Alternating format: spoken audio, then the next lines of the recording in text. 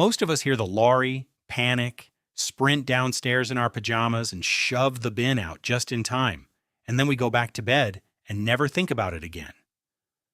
But I did think about it. I thought, who actually are these people? What does their day actually look like? And what's the stuff they never tell us, because it turns out there's a lot. Let's start with something simple. When do they actually start work? The answer is 5 a.m. Sometimes earlier. Shifts for local authority bin men typically start between 5 a.m. and 7 a.m., meaning most are finished by around 2 to 3 in the afternoon. So while you're hitting snooze for the third time, they've already been on their feet for 2 hours, in the dark, in January, in the rain. And those 40-hour weeks, that's not lounging around. According to bin workers themselves, they walk around 40,000 steps a day. That's roughly 18 miles. Every single working day. So what do they earn for all of this? The average salary for a refuse collector in the UK is around £13 and 62 pence per hour, based on nearly 900 reported salaries as of June 2026. That works out to roughly £25,000 a year. For context, the UK national average wage sits at around £30,000, according to the Office for National Statistics.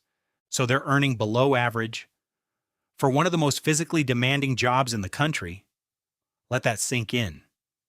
Here's what really surprised me. This job is genuinely dangerous.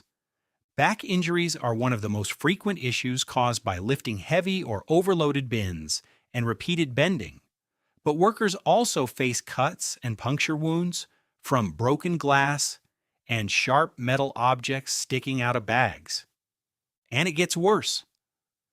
Bin men can get needle stick injuries when something sharp pierces through a bin bag, with a real risk of infection, including hepatitis and HIV. Around 5,000 workers in the waste industry suffered work-related ill health between 2015 and 2024, according to the government's own labor force survey. One bin worker in Bradford recalled that before wheelie bins were introduced, drug users were putting needles in black bags, and quite a few staff got jabbed. That's actually one of the main reasons councils switched to wheelie bins. You might assume people are grateful. They're not always. Bin collectors in Sheffield faced a surge in physical violence from homeowners angry about their waste disposal service. Veolia, one of the UK's biggest waste companies, reported over 40 cases of abuse from the public in 2022 alone. And that prompted Sheffield Council to launch a campaign called Street Kind, fitting cameras to the back of lorries to capture the abuse on film. In Doncaster, the numbers are even more alarming. In 2022 to 2023, 6 assault cases were recorded against bin workers. By 2023 to 2024, that figure had more than quadrupled to 26 incidents. And over a 3-year period, 79 workplace injuries were logged in Doncaster's refuse operations alone.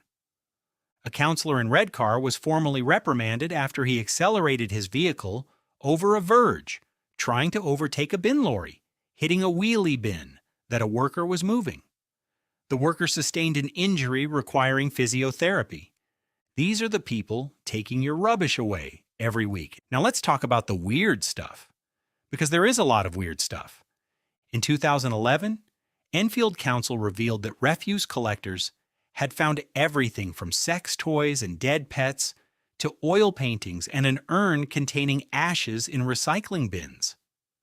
A local councillor said it beggared belief what some residents tried to recycle. UK waste management company Business Waste documented some of the strangest items ever found in bins across the country, including a complete wedding cake, a box of unused breast implants, over 10,000 out-of-date condoms, and a human skull.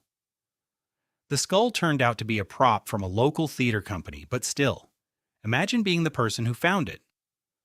Some workers struck lucky, though.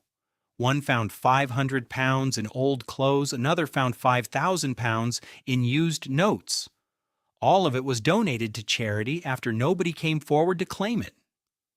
And in Bradford, one waste collection manager described workers needing counseling after finding a dead baby in a bin. That's not something that makes the news.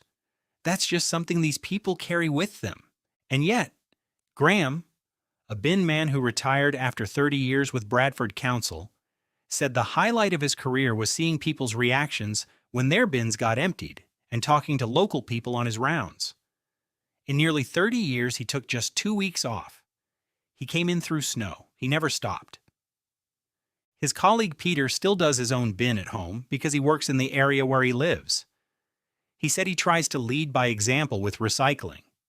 These aren't people who clock in and clock out. They genuinely care.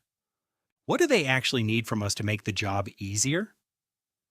Peter said it plainly: parked cars. People park anywhere and everywhere, nobody knows whose car it is, and if the lorry can't get through, innocent residents don't get their bins emptied, it's a problem every single week. So next time you hear that lorry at 6 a.m. and sprint to the end of your driveway, maybe give them a nod. Or at the very least, move your car. Because without them, we'd be drowning in our own waste within 5 weeks. Literally. That's not a dramatic estimate. That's what waste management experts actually say. They're the people society depends on, that society mostly ignores. And now you know a little bit more about what their day actually looks like,